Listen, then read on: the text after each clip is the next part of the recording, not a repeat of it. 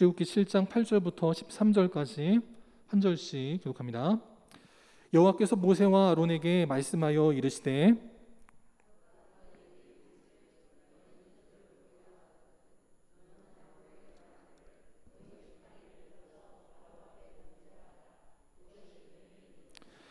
모세와 아론이 바로에게 가서 여호와께서 명령하신 대로 행하여 아론이 바로와 그의 신하 앞에 지팡이를 던지니 뱀이 된지라.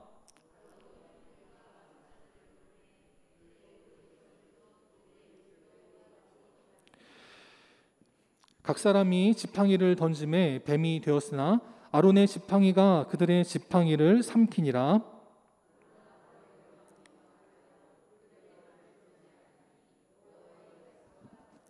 아멘. 이 시간 최고의 길은 말씀대로다. 최고의 길은 말씀대로다라는 제목으로 함께 하나님 말씀 나누도록 하겠습니다. 이제 우리나라 유럽처럼 미국처럼 이제 위드 코로나의 시기로 이제 넘어갑니다. 그래서 그걸 발표하는 그 정은경 질병관리청장이 나와서 이제 인터뷰를 하는데 그때 어떤 기자가 신발을 찍었더라고요. 신발을 보니까 이렇게 앞이 이렇게 떨어져가지고 이렇게 벌어진 겁니다. 질병관리청장인데 장관에 가까운 급인데 저렇게 나온 거예요. 저걸 보면서 분명히 수행하는 비서들이 있을 텐데 비서들이 안 챙겨줬나 그런 생각이 들기도 하지만 또 한편으로는 얼마나 정말 염색도 못하고 그냥 관리도 못 받고 얼마나 힘들게 일했으면 신발이 저렇게 될 때까지 모르고 일했을까 하는 생각도 듭니다. 정말 그 정경 청장 혼자만 한 건 아니잖아요. 예전에 봤던 뉴스에 보니까 우리가 이제 백신을 성인들만 92%를 이제 맞았다고 하는데 이 백신을 수송하기 위해서 군부대까지 동원이 했다고 하더라고요. 그래가지고는 새벽 3시 30분에 그 백신 수송 부대가 집결을 해가지고 차량을 점검하고 출발을 합니다. 그럼 이제 출발할 때 저렇게 간식들을 챙겨가는데 커피들을 많이 챙겨간다는 거예요. 너무 졸리니까 졸지 말라고 커피를 마시고 뭐 그런 어떤 에너지 드링크를 마시고 그렇게 운전을 했다고 하더라고요. 그리고 밥도 먹고 갈 시간이 없으니까 차 안에서 먹으면서 갔다는 거예요. 그래가지고는 수송을 할 때 수송차가 가운데 있고 앞뒤로 그 경호하는 차량들이 따라 붙어가지고 혹시라도 사고 생기지 않고 차가 막혀도 경찰차가 길을 뚫어줘가지고 제 시간에 맞춰 도착할 수 있도록 저렇게 수송을 해줬다고 합니다. 그리고 가는 도중에도 계속해서 본부랑 연락을 하면서 이상이 없는지 어떻게 진행되고 있는지 이런 것들을 수시로 파악했다고 하더라고요. 도착했을 때에도 일본처럼 온도를 관리 못해가지고 문제 생기지 않도록 백신의 온도 체크, 또 수량 체크 모든 것들을 잘 이렇게 진행해서 또 저걸 진행하는 동안에도 혹시 어떤 정신 나간 인간이 백신을 탈취하는 일이 생기지 않도록 경계 근무까지 서가면서 백신을 수송했기 때문에 우리가 모든 접종들을 잘 마칠 수 있었다는 겁니다. 그러니까 이제 국민들 가운데 어떤 사람들이 고마워가지고 저렇게 수송하는 분들에게 감사의 쪽지와 함께 선물들도 주고 했다 하더라고요. 저런 분들의 헌신과 수고가 있었기 때문에 우리나라는 그 람다 변이 바이러스의 영향에도 불구하고 큰 문제 없이 이제 1000명대로 내려갔습니다. 그리고 이제 기사에 보니까 이제 이 철원도 저 배드민턴 맞나요? 그 배드민턴장인가 아니면 게이트볼장인가 거기에 백신 접종 센터가 있었는데 이제 그것도 이제 폐쇄를 하고 다시 이제 원래 체육관으로 돌아간다 하더라고요. 여러분들이 잘해주신 덕분에 우리나라는 정말 세계에서 유례를 찾아보기 힘든 그런 이 어려움들을 잘 헤쳐나갔습니다. 이제 방역 지침들이 변하고 이제 위드 코로나의 시기로 넘어가면서 이제 또 보니까 어제 술집들마다 그냥 바글바글 넘쳐났다고 하는데 여러분들 마지막까지 주의해 주셔서 혹시라도 문제 생기지 않고 어려움 당하지 않고 강건할 수 있도록 남을 위해서가 아니고 나를 위한 거고요. 우리 자녀들을 위한 거고 교회를 위한 거고 하나님을 위한 겁니다. 잘해 주셔서 우리가 지금까지 잘한 것처럼 앞으로도 하나님 앞에 영광 돌리는 귀한 믿음의 교회와 우리 모든 성도들 될 수 있기를 주님의 이름으로 축원합니다.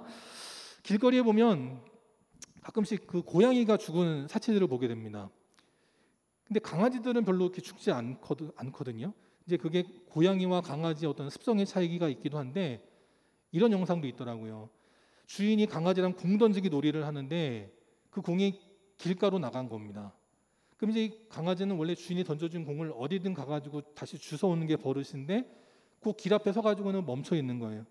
왜 그러냐면 주인이 평소에 가르치기를 길가로는 절대로 나가지 마라 가르치니까 안 나가는 겁니다. 그러니까 주인이 궁을 던졌다가 길가에 있는 궁을 주스러 가지 않는 개를 보면서 자기가 와가지고 궁을 던져주니까 또 그제서 또 개가 또 좋다고 쫓아가지고 주인이랑 노는 거예요. 저렇게 주인 말을 잘 들으니까 개는 길거리에서도 사고 나는 일들이 별로 없다는 겁니다. 근데 고양이는 지가 잘났다고 지멋대로 살아가니까 차가 와도 네가 비켜 그리고 뻗팅기다가 길가에서 그냥 차에 치여가지고 비명 행사하는 경우들이 많이 있다라는 거예요.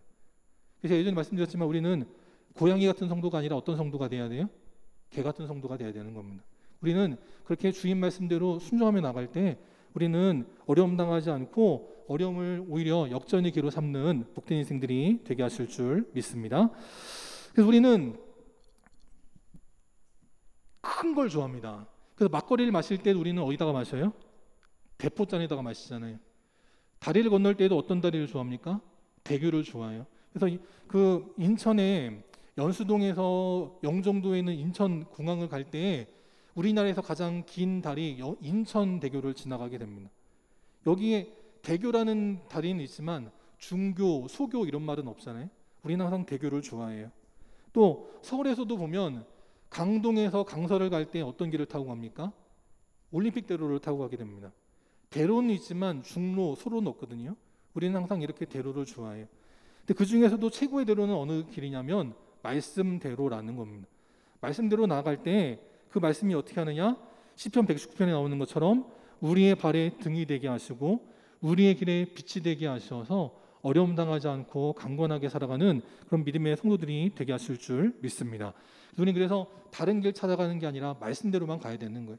그것이 바로 내가 복받는 길이고 우리가 이 어려움의 시기에서도 무너지지 않고 승리하는 승리의 원동력이 될 수 있다는 겁니다. 그러기 위해서 우리는 어떻게 살아야 되냐? 첫 번째, 말씀대로 행하는 것이 복이다. 이것을 늘 믿고 마음에 새기고 살아가야 된다는 거예요. 8절에 보니까 이제 여호와께서 모세와 아론에게 다시 한번 말씀하십니다. 무엇을 말씀하시냐면 바로에게 나가서 나의 뜻을 전하는데 바로가 말을 듣지 않고 너희가 정말 하나님의 사자면 이적을 한번 보여봐라 시킬 텐데 그때 주저하지 말고 너의 지팡이를 들어서 던지면 그 지팡이가 뱀이 될 것이다 라고 말씀하셨다라는 거예요.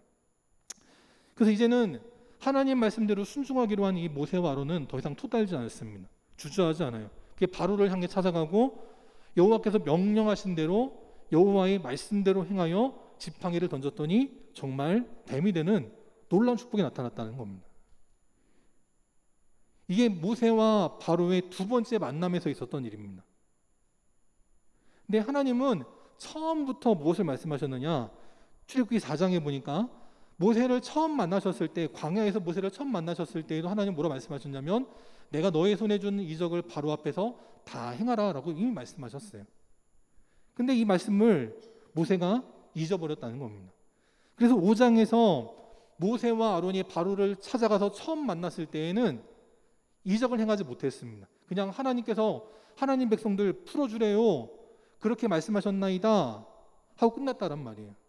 왜냐하면 이 바로가 너무 하나님을 무시하고 모세와 아론을 무시하고 야 니들 안 되겠어 너희들 때문에 이스라엘 백성들 전체를 다 그냥 폭사시켜야겠어 그 기싸움에 밀려버리니까 바로의 이 너무나 무서운 말 나는 여호와를 알지 못하니 이스라엘을 보내지 아니하리라 이 말에 그냥 주눅이 들어가지고 모세는 이적을 행할 생각도 못하고 기싸움에 져가지고 그냥 도망 나왔단 말이죠.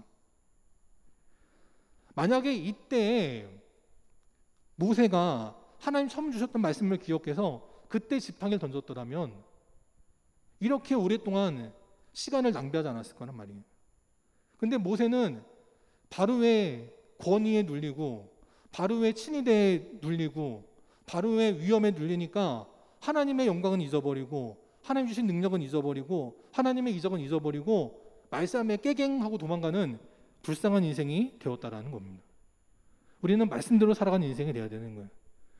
그렇다고 말씀대로 행하여서 이적을 행한다고 바로가 풀어주느냐? 그렇지 않았다는 거예요. 근데 그것도 하나님이 이미 예전에 예언하신 적이 있습니다. 출애굽기 4장 21절 다시 돌아가면 그러나 내가 그의 마음을 완악하게 하여서 그가 백성을 보내주지 아니할 것이다. 이것도 이미 말씀해 주신 거거든요.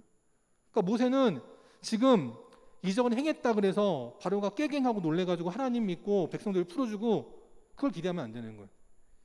지팡이가 뱀이 되는 기적을 행했을지라도 여전히 바로는 우리를 무시하고 이스라엘 백성들을 압제할 것이다.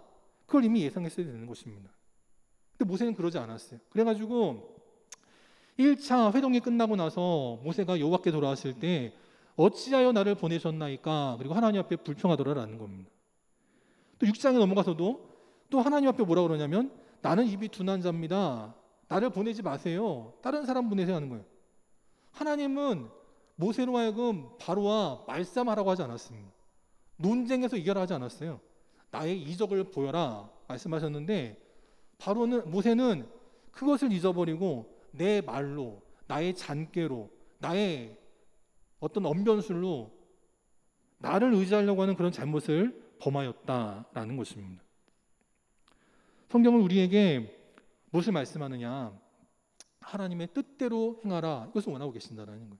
그래서 출애굽기 7장에 보면 7장 3절에 보면 하나님께서 이 많은 표징과 이적을 행하게 하실 것이지만 그러나 또 한편으로는 바로의 마음을 또한 완악하게 하셔서 바로가 너희의 말을 듣지 않도록 하겠다라고 말씀하시는 거예요.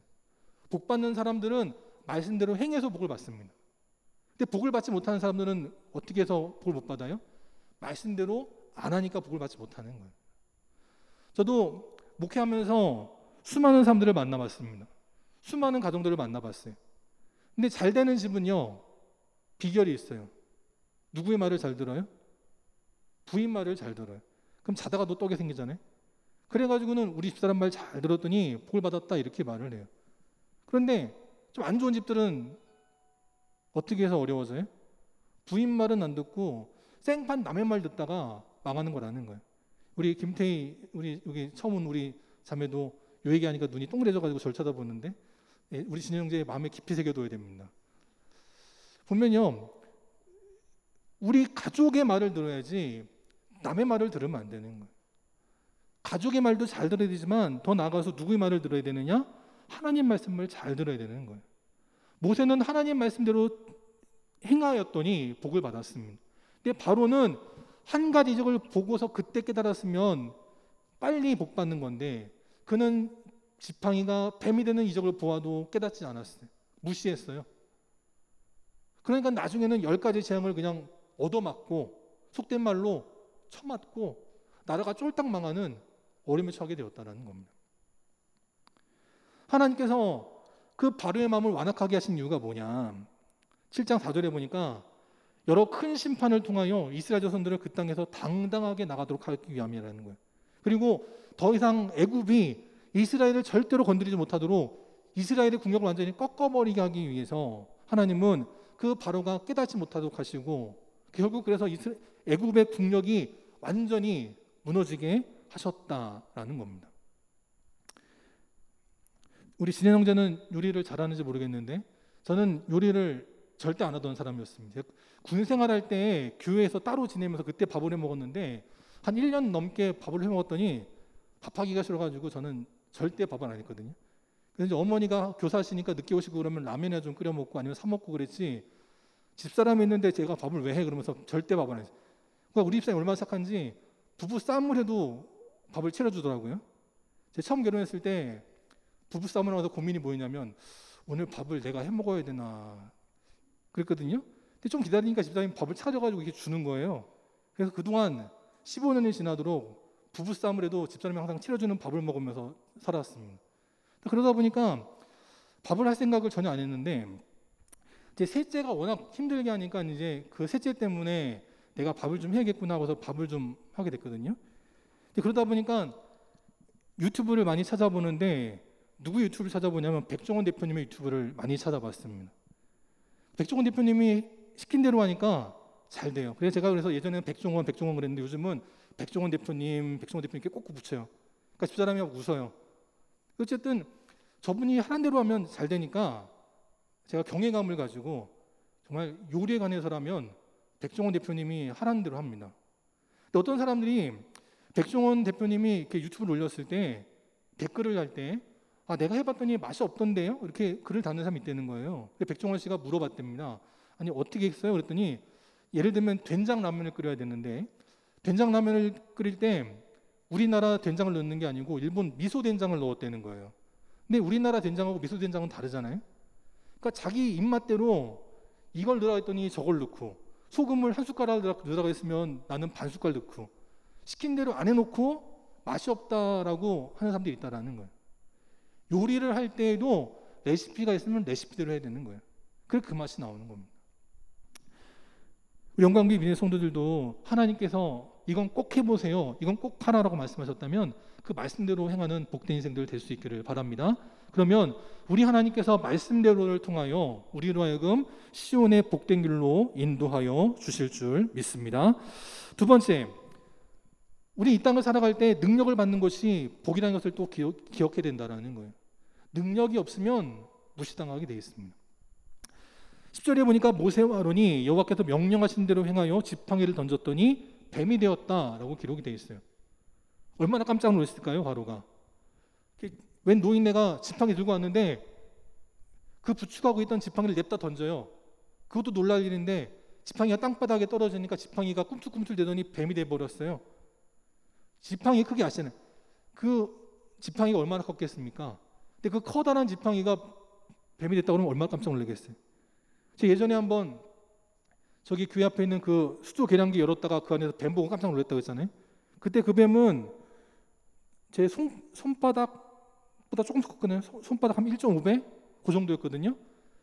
그 새끼 뱀 같은데 그거 보고도 제가 깜짝 놀랐는데 지팡이 크기만 한 뱀이면 얼마나 놀라겠어요.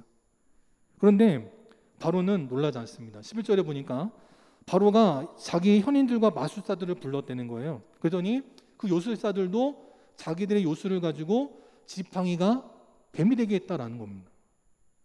그러니까 바로가 주눅들지 않는 거예요. 야, 네가 하는 건 우리도 할 수 있어 했다라는 겁니다. 여기 보니까 지팡이를 던질 때 아론은 지팡이 하나를 던졌습니다. 자기 지팡이를 던진 거니까 하나를 던졌어요.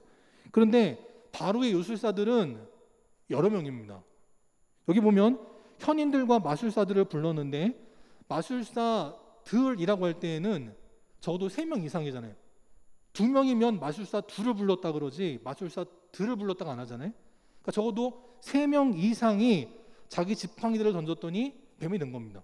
그러면 아론의 지팡이는 하나, 바로의 요술사들의 지팡이는 적어도 3 이상이 되는 거예요. 1마리와 3마리 이상이 싸우면 누가 이길까요? 당연히 3마리 이상이 이깁니다. 그런데 12절을 다시 보면 분명히 수적으로는 10세인데 1마리인 아론의 지팡이가 적어도 3마리 이상의 그들의 지팡이를 삼켰다라고 말하고 있는 거예요. 그것은 뭐냐? 하나님의 권능을 상징하고 있다는 겁니다. 세상도 하나님의 일을 흉내낼 수 있습니다. 그러나 진짜 앞에서 가짜는 무능력할 수밖에 없다는 거예요. 동물들 싸움을 보면 가끔씩 체급을 무시한 싸움들이 벌어질 때 있습니다. 새끼 코끼리가 이렇게 우물가를 지나갈 때 악어가 새끼 코끼리 만만하게 보고 이렇게 물려가다가 어미한테 걸렸어요. 그래가지고는 저렇게 막대기 던지듯이 악어를 냅다 집어 던지는 겁니다. 이 정도면 다행인데 어떤 악어는 자기가 좀 컸다고 새끼 코끼리 만만하게 하고 덤벼들다가 어미 코끼리한테 저렇게 받치는 경우도 있다더라고요. 또 이게 받치기만 하면 다행인데 아예 코끼리가 화가 나가지고 올라타는 경우도 있습니다. 완전히 짓밟아서 터지겠죠. 그래도 코끼리는 워낙 등치가 크니까 그렇다 치지만 사자랑 기린의 싸움도 있습니다. 보통 사자를 백수의 왕이라고 그러는데 그 사자랑 기린의 싸움은 누가 이길까요? 보통은 사자가 이긴다고 생각하지만 1대1로 싸울 땐 그러지 않습니다. 기린이 사자가 오는 걸 알고 대비하고 있으면 사자도 기린한테 이길 수가 없어요. 사자는 여러 마리가 달려드니까 기린을 잡아먹는 거지 1대1의 싸움에서는 사자조차도 기린을 이길 수가 없다는 겁니다. 그런데 1대1이 아닌 1대 다수의 싸움에서는 얘기가 달라집니다. 들깨과에 속하는 하이에나가 있습니다. 이 하이에나도 여러 마리, 수십 마리의 떼를 이루면 그 대단한 코끼리도 이기지 못하는 거예요. 그만큼 이 무리가 주는 힘이 있다라는 겁니다. 아론의 뱀과 요술사들의 뱀도 1대 다수기 때문에 이길 수가 없어요. 그런데 한 마리인 아론의 지팡이가 요술사들의 지팡이를 이겼다는 것은 하나님의 놀라운 권능을 말씀하고 있다는 거예요. 뱀은 뭐냐? 애굽이 섬기는 신의 형상이었습니다. 파라오의 왕관에 보면 저렇게 항상 뱀의 머리가 달려 있거든요. 나에게는 뱀 같은 지혜와 권능이 있어. 그걸 상징하는 거예요. 파라오가 뱀을 의지했는데 하나님은 지팡이가 뱀이 되게 하시고 그 한 마리의 지팡이 뱀이 여러 마리의 애굽의 파라오의 뱀들을 싹 다 잡아먹게 하셨다는 겁니다. 그것은 애굽의 앞날을 암시하는 거예요. 너희가 의지했던 군대 나의 능력 앞에 무너질 것이다. 실제로 홍해 앞에서 애굽의 군대는 수장되었습니다. 우리는 하나님 능력을 의지하고 살아가는 귀한 인생들이 되어야 될 줄 믿습니다. 그럴 때 어떤 일이 벌어지느냐? 좀 넘어가세요. 능력을 받아야 되는데 능력을 받을 때 어설프게 받으면 안 받은 것만 못하다라는 겁니다. 오늘 바로는 누구를 의지했냐면 애굽의 요술사들을 의지했습니다. 내가 데리고 있는 애들도 니네 못지않아. 니네만큼은 할 수 있어. 그걸 의지했더니 정말 아론이 하는 대로 모세가 하는 대로 파라오의 요술사들도 똑같이 행하였습니다. 지팡이가 뱀이 되게 하는 것도 따라했고요. 다음 주에 보겠지만 나일 강물이 변화해서 피가 되는 것도 똑같이 따라했습니다. 8장으로 넘어가면 개구리가 나타나는 이적이 나타나는데 파라오의 요술사들도 자기들의 요술을 통해서 개구리들을 불러냈습니다. 여기까지는 따라했어요. 그러니까 파라오가 전혀 주눅들지 않는 겁니다. 야, 하나님 별것도 아니네. 내 부하들도 하는 거 아무것도 아니구만. 무시했다는 겁니다. 근데 그것 때문에 파라오는 완전히 무너지게 됐다는 거예요. 왜냐? 하나님께서 모세를 통해 애굽에 10가지 재앙을 내리시는데 이와 같습니다. 첫 번째는 나일강이 피로가 되는 거, 또 개구리가 나오는 거, 이가 나타나는 거, 파리가 나타나는 거, 악질, 독종, 우박, 메뚜기, 흑암, 죽음, 이거를 강계, 이파수, 도구, 한캄장이라고 딱 줄여서 외울 수 있는데 이거는 뭐냐면 애굽 전체에 관한 재앙이거든요. 첫 번째는 강물을 심판하는 것이고 두 번째부터 다섯 번까지의 재앙은 땅을 심판하는 겁니다. 여섯 번째부터 아홉 번째까지는 하늘을 심판하는 것이고 열 번째는 죽음을 통해서 이 땅과 하늘의 권세 모든 것을 심판하시겠다라고 하는 천지에 관한 심판이라는 거예요. 그 중에 개구리, 애굽에서는 개구리를 신으로 섬겼는데 무슨 신으로 섬겼냐면 풍요와 다산의 신으로 섬겼습니다. 우리 예전에 개구리들이 알 낳으면 몇 개 낳아요? 사람은 많이 낳아봐야 3명, 4명 낳지만 개구리들은 알을 낳을 때 한 번에 수백 마리의 알을 낳잖아요. 그걸 보면서 야, 개구리같이 우리도 자녀들을 저렇게 많이 낳으면 좋겠다. 그래가지고 개구리를 신으로 섬겼습니다. 그게 바로 풍요의 신 헤크트입니다. 하나님께서 두 번째 재앙으로 개구리를 불러내게 하신 건 뭐냐? 너희가 풍요의 신으로 섬겼던 그 헤크트가 너희를 지켜주는 게 아니라는 거예요. 오히려 그 많은 것들이 너희를 재앙이 되게 할 것이다 라고 하는 상징으로 묘사하고 있다는 겁니다. 또 애굽이 심겼던 신 가운데도 어떤 신이 있냐면 소의 신 아피스가 있습니다. 그건 다섯 번째 그 악질의 재앙을 다룰 때 나타나는데 그들은 이 소를 통해서 많은 농사들을 지으며 풍요를 누려왔습니다.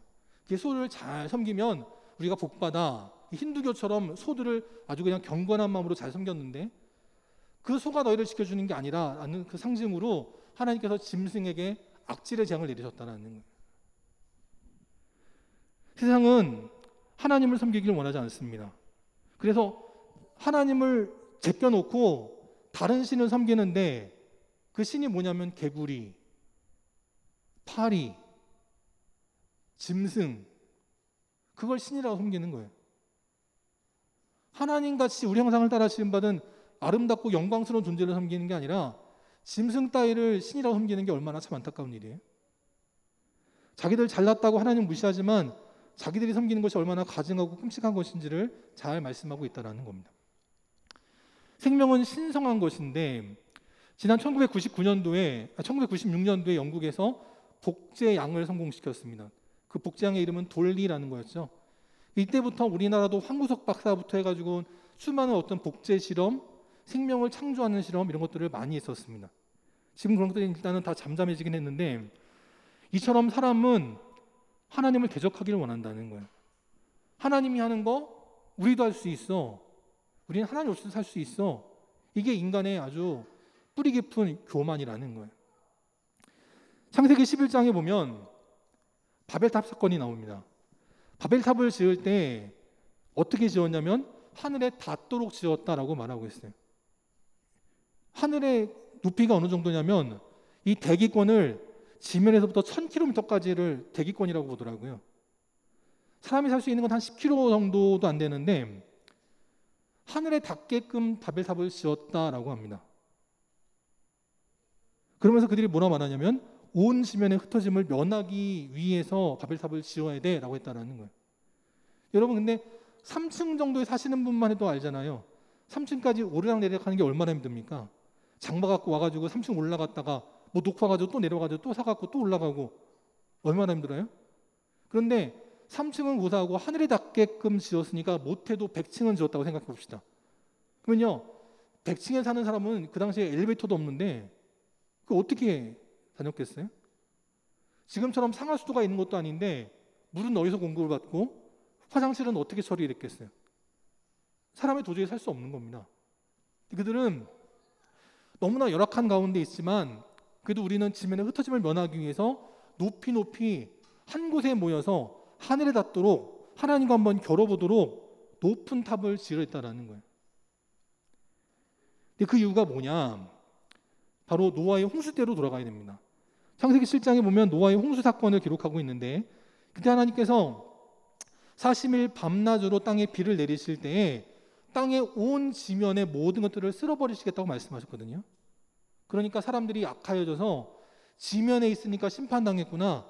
그럼 우리는 지면을 떨어져서 하늘 높은 데로 올라가야지. 이게 인간의 교만이라는 거예요. 인간의 죄악이라는 겁니다. 바벨탑을 지을 능력이 없었으면 이렇게 서로 말이 달라져서 나라마다 싸우고 다투는 일들이 생기지 않았을 거라는 거예요. 바벨탑 사건 때문에 사람들의 말이 달라져서 모두가 힘들어진 거 아니겠습니까? 만약에 바로도 나일 강물이 피가 되는 능력, 지팡이가 뱀이 되게 하는 능력, 개구리를 불러내는 능력 그런 게 없어서 하나님이 처음 이적을 보여주자마자 바로 즉각 회개했더라면 나라가 무너지는 안타까운 일들은 없었을 거라는 거예요. 저도 자녀들 키우지만 저도 자녀 때 보면 그래요. 저도 조금 뭐 안다고 부모님한테 막 대들 때 있었거든요. 사춘기 때. 아버지한테 대들고 그럼 어떻게 돼요? 오히려 맞는 거죠. 근데 능력이 없어가지고 아버지가 시키면 시킨 대로 하면은 맞을 일이 없어요. 내가 좀 컸다고 아버지한테 대들면 오히려 더 맞는 거 아니겠습니까? 하나님을 떠나서 어설픈 능력은 없는 것만 못하다라는 걸 기억하면서 우리는 오히려 없는 것을 가지고 감사하고 하나님 앞에 겸손하여 하나님의 능력을 구하는 지혜로운 인생들. 그래서 때로는 우리가 어떤 어려움을 만나고 어떤 고난을 만난다 할지라도 오히려 이것을 통해 하나님의 뜻을 깨닫고 주님께로 나아가는 적어도 복된 인생들이 다 될 수 있기를 바랍니다. 네 번째, 우리는 오늘 말씀을 통해서 무엇을 알아야 되느냐? 말씀대로 살라는 것은 무슨 뜻이냐면 우리의 마음밭을 기경하는 것과 마찬가지다라는 거예요. 오늘 바로는 하나님의 놀라운 이적을 보았지만 그의 마음이 완악하여 바로의 마음은 굳게 닫혀 있었고 그래서 모세와 아론의 말, 하나님 말씀을 듣지 않았다라는 겁니다. 그래서 이제 하나님께서 모세와 아론을 통해 그 땅에 10가지 재앙을 내리시는데 그 10가지 재앙의 마지막은 뭐냐면 출애굽기 11장 6절에 나오는 것처럼 애굽 온 땅에 전무후무한 큰 부르짖음이 있었다라는 거예요. 우리의 마음밭이 완악하니까 우리의 마음이 강팍하니까 우리의 마음이 굳게 닫혀 있으니까 결국은 나 때문에 내가 살고 있는 온 땅에 전무후무한 큰 부르짖음이 있게 되었다는 거예요. 우리는 그래서 마음밭을 잘 기경할 필요가 있는 겁니다. 어떤 사람이 마음이 완악하냐? 힘이 있다고 생각하는 사람들이 마음이 완악하다라는 거예요. 나라를 보면 중국이 있습니다. 여기 나오는 화면은 우리나라 방송이 아니고요, 중국 드라마입니다. 중국에서 지금 한류가 워낙 인기가 있으니까 한복을 자기들 전통 의상이라고 지금 드라마에다가 집어넣은 거예요. 한복은 원래 우리나라 거였어. 중국이 그러고 있습니다.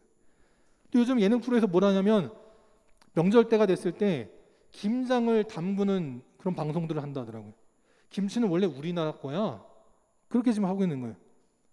그러면서 우리 거를 자기 거라고 하면서 뺏어가가지고 지네들이 다 누리려고 하고 있습니다. 우리나라는 그래도 이제 힘이 있으니까 그렇지만 지금 미얀마, 홍콩, 대만 다 지금 어려운 가운데 있습니다. 미얀마는 중국이 뒤에서 조정하니까 분란이 일어나가지고 어려움이 있고요. 홍콩은 이제 중국한테 완전히 흡수당했고, 얼마 전에 시진핑이 말하기를 대만을 우리가 흡수통일하겠다라고까지 말했습니다. 힘이 있으니까 마음대로 갑질하고 힘이 없으니까 무너지는 거예요.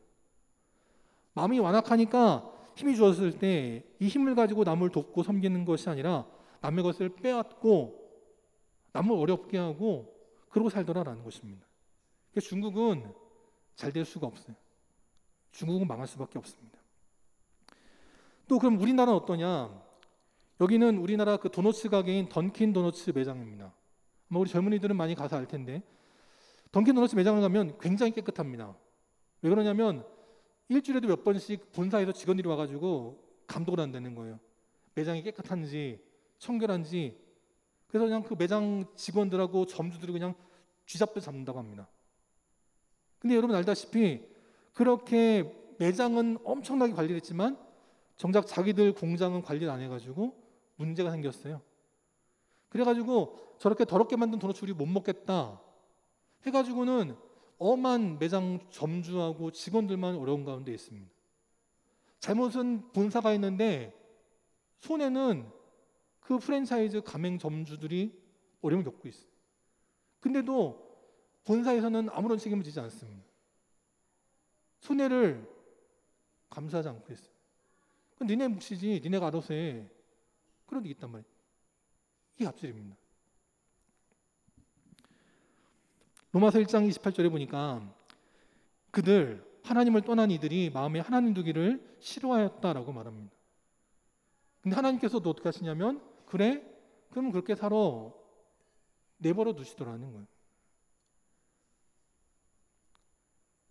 자녀들을 키울 때 자녀들이 말을 안 듣는 경우들이 있죠.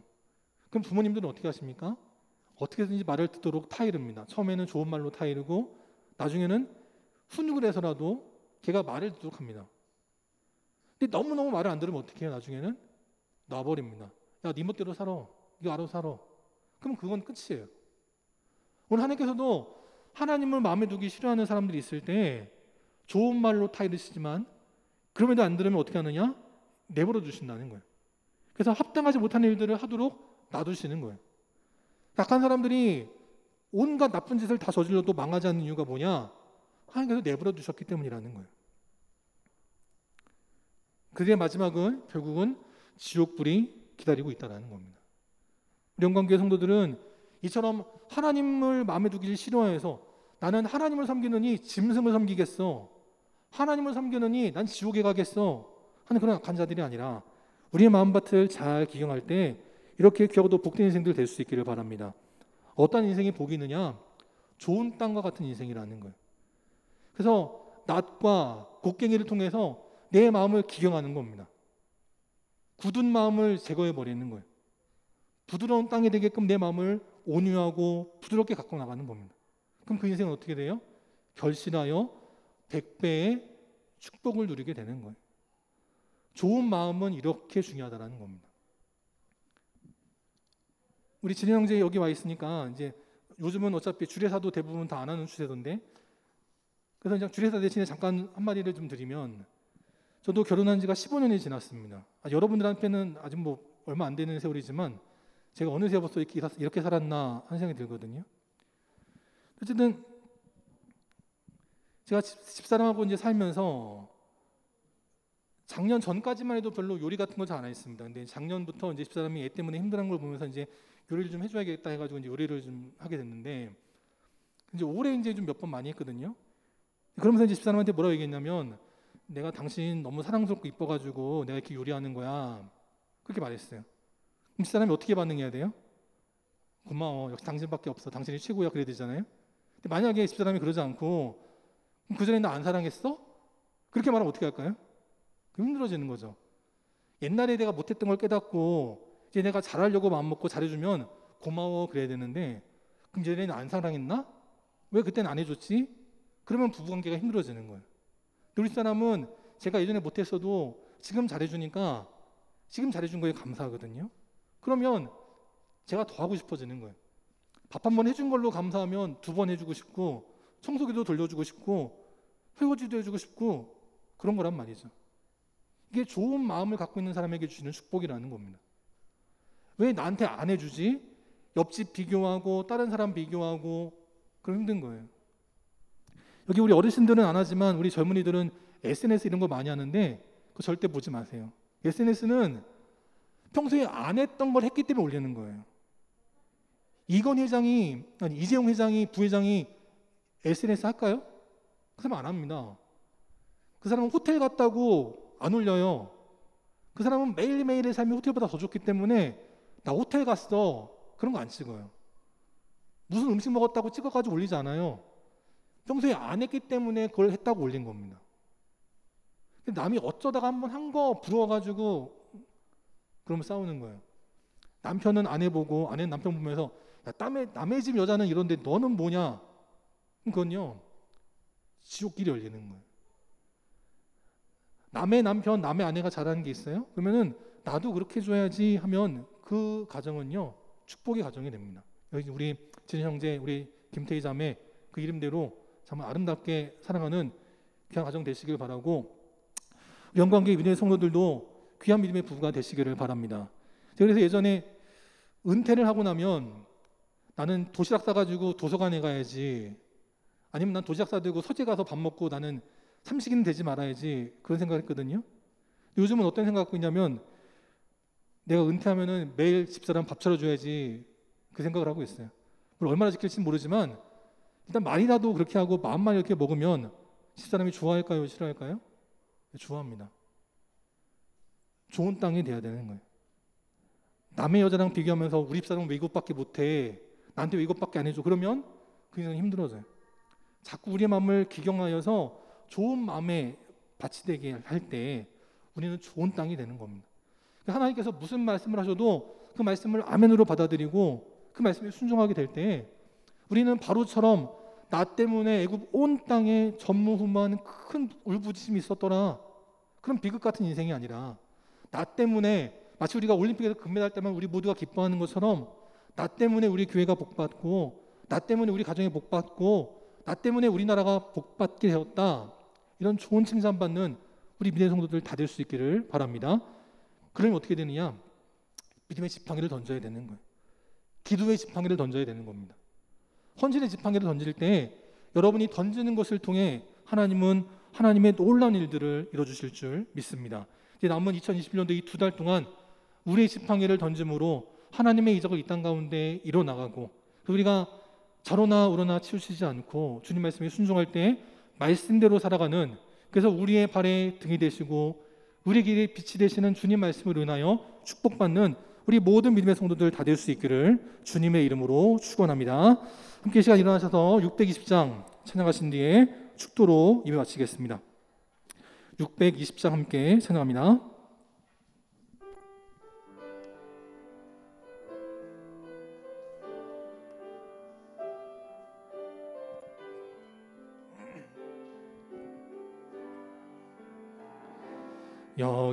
여기에 모인 우리 주의 은총 받은 자여라. 주께서 이 자리에 함께 계심을 아노라. 언제나 주님만을 찬양하며 따라가리니 시험을 당할 때도 함께 계심을 믿노라. 이 믿음 더욱 굳세라. 주가 지켜주신다. 어두운 밤에도 주의 밝은 빛 인도하여 주신다. 주님이 뜻하시니 헤아리기 어렵더라도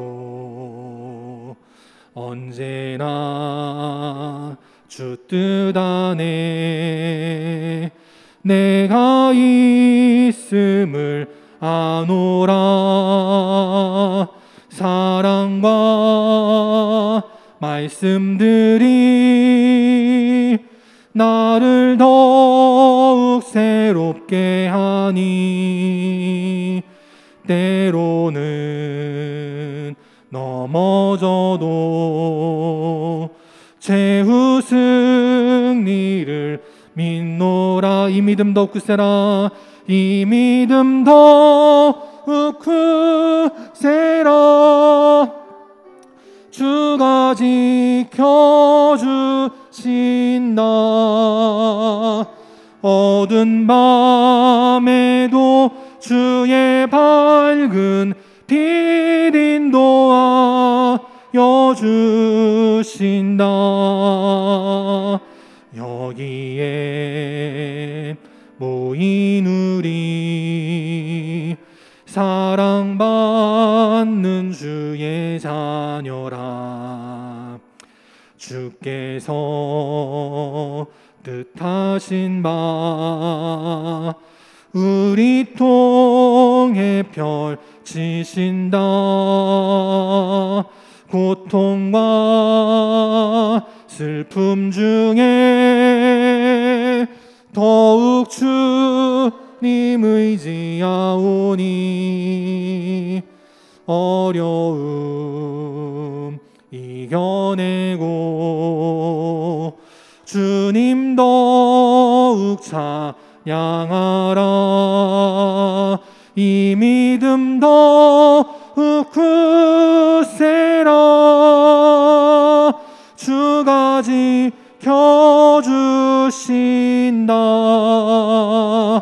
어두운 밤에도 주의 밝은 빛 인도하여 주신다. 함께 기도하겠습니다. 지금은 우리 주 예수 그리스도의 은혜와 하나님 아버지의 끝이 없는 사랑하심과 성령님의 함께 하시고 교통하시고 인도하심이 세상의 소리, 세상의 길을 따라가는 것이 아니라 오직 주의 말씀대로 행하여 복받기를 원하고 하나님의 귀한 사명 감당하기를 원하는 우리 모든 영광의 성도들 머리 위에, 또 그 가정과 직장과 사랑하는 주의 자녀들 머리 위에, 또 이 시간 주 앞에 나와 함께 예배드리기를 원하지만 이런저런 이유로 나오지 못한 모든 안타까운 심령들 머리 위에, 또 방역에 힘쓰고 있는 모든 공무원들과 의료진 위에, 또 나라와 민족을 지키는 우리 모든 국군 장병들 머리 위에, 또 이제 돌아오는 토요일에 결혼하게 될 우리 김봉원, 또 우리 박유정 귀한 믿음의 가정 위에, 또 이 시간 주님 앞에 나와 함께 예배드리는 우리 신진현, 또 우리 김태희, 또 귀한 믿음의 부부 위에 이제부터 영원토록 함께 계시기를 간절히 축원하옵나이다. 아멘.